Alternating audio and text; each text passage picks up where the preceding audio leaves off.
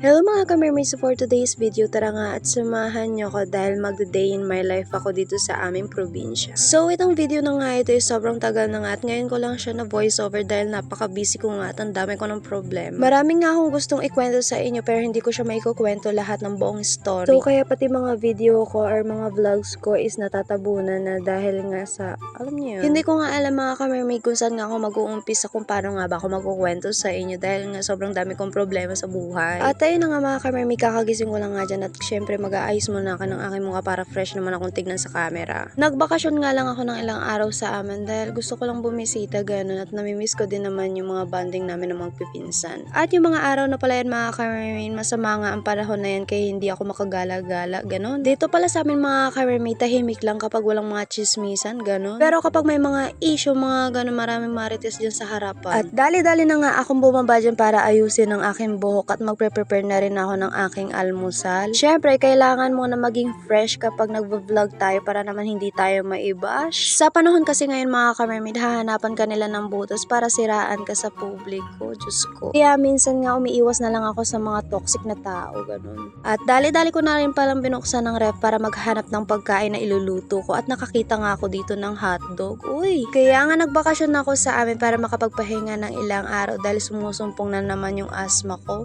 Yes, opo mga ka-mermaid, asthmatic po ako at sobrang hirap po talaga ng may asthma. Lalong mas mahirap kapag sumabay yung ubo, sipon, ganun. So, by the way pala mga ka-mermaid, kung gusto nyo nga mag-story time ako or magkwento ako about sa mga nangyayari kung bakit hindi ako nakakapag-upload araw-araw, ikukwento ko yan sa inyo. Basta mag-comment lang kayo dyan sa baba. Kasi nga mga ka-mermaid, mga nakaraang araw ay sabay-sabay talaga yung mga problema na dumating sa akin. Hindi ko nga alam kung susuko na talaga ako. So, ayun pala, mabalik na pala tayo sa ating topic at nagtimpla na pa rin pala ako ng kape dyan at syempre, naluto ko na yung hotdog. Isa din pala sa mga pinoproblema ko mga ka-mermaid about sa family ko is yung FB page ko syempre. At bago pala ako magkukwento niyan, isabayan niyo muna ako kumain dahil mag-aalmusal po tayo. Sobrang istrikto na talaga ni Facebook ngayon, nakalain niyo sa mga iba't ibang bagay na hahawakan mo or sa iba't ibang bagay na naririnig mo is pwede kang ma-demonetize. Yung feeling na nakikita lagi sa video mo na hinahawakan or yung mga bagay na nakikita sa video mo tapos yung mga music na naririnig, ganun. At kung napapansin niyo naman mga ka-mermaid na sobrang tamlay ko talaga mag voice over ngayon at walang kasiyahan masyado dahil nga maraming talaga akong pinoproblema ngayon. At sumasabay pa nga tong sakit ko dahil sa asthma, nahihirapan talaga akong huminga at kumilos, ganun. Pero dahil sa tulong ng nebulizer, medyo gumagaan naman yung pakiramdam ko at nakakahinga naman ako ng konti kahit papaano. Kaya mga ka-mermaid, samahan niyo ko na ipagdasal niyo ako sana maging okay na ang lahat at sana gumaling na ako at mawala na yung asthma ko. At by the way pala mga ka-mermaid, mga may business dyan o sa mga small business or sa mga gagawa pa lang ng kanyang negosyo,